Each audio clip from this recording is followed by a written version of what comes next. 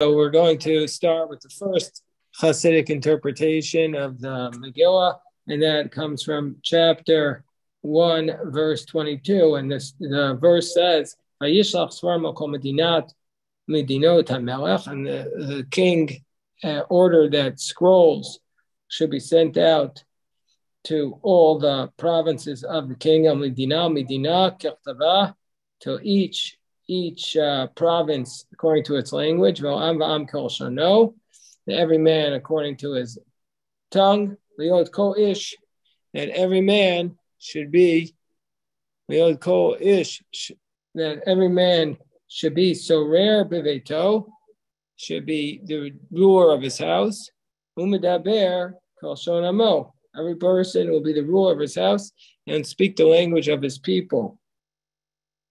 So the basic concept here on the basic level is, we'll see what Rashi says. Kofes ishto lomod et lashono imhi bat lashon acher. The basic level, it tells us that the man had the ability to force the woman to learn his language. Lomod, to learn his language. And the context of this verse in the story of the Megillat Esther is as follows. The context of this verse is that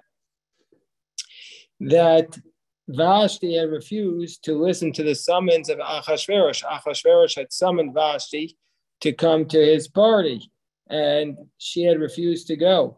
And so therefore, the advisors of the king said that if she is not just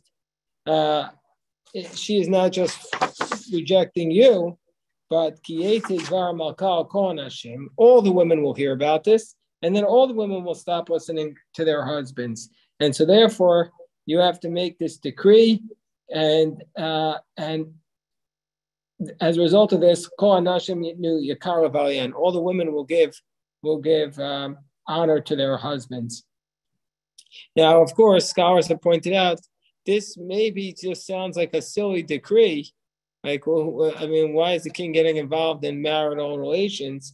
But you could also understand it on a Machiavellian level, that the king and Vashti were clearly an alliance of two kingdoms, and the question was who would control the records.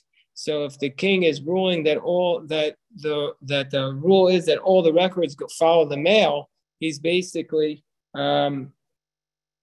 limiting and damaging the ability of Vashti's kingdom. And not only that, he says, Kol ish sorer beveto, every man rules over the wife.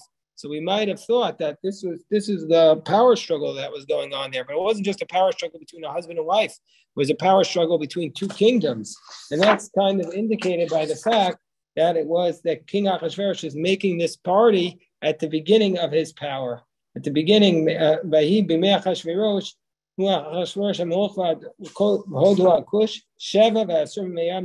ruled over 127 provinces, when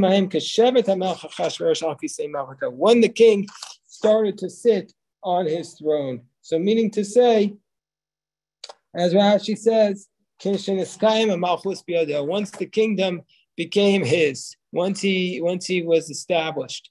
But there was this problem that Vashti was saying, no, I'm in charge. You're not in charge. So he had to make this rule, and that's why he had to rule that Vashti now had to listen to him. But comes along the Hasidim don't just take it like this. They don't say, they're concerned that we're limiting this book to just a political story, a story of Purim and Achashverosh, because of Purim and Esther. It's just a political story. It can't be, because if it's just a political story, why would it be in the canon? In fact, there are many times the Jewish people have been saved from their enemies. So why would this book be in the canon? In fact, you can scour the records of Persia, you won't find any reference to this story, which they'll say, okay, the scholars will say, well, then maybe there's no value to it, God forbid, or maybe they'll say it didn't happen. So the Hasidim find tremendous spiritual deep messages in it. So So what did Rav Shmuel Abba of Zichron, when he would read the Megillah, when he would pronounce the word sorer as he would pronounce it as to mean sorer, meaning look. I guess he would change the accent instead of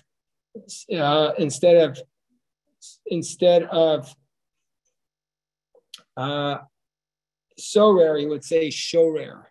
He would say instead of rule, he would pronounce it actually as shorer. He would actually change the pronunciation. Believe it or not, this is the power of the Hasidim. So this is what Rabbi Shmuel Abba of Zichron would do. He would change sorer to shorer. So what does that mean? He says, Kol ish shorer b'veito. Every man needs to look at his home.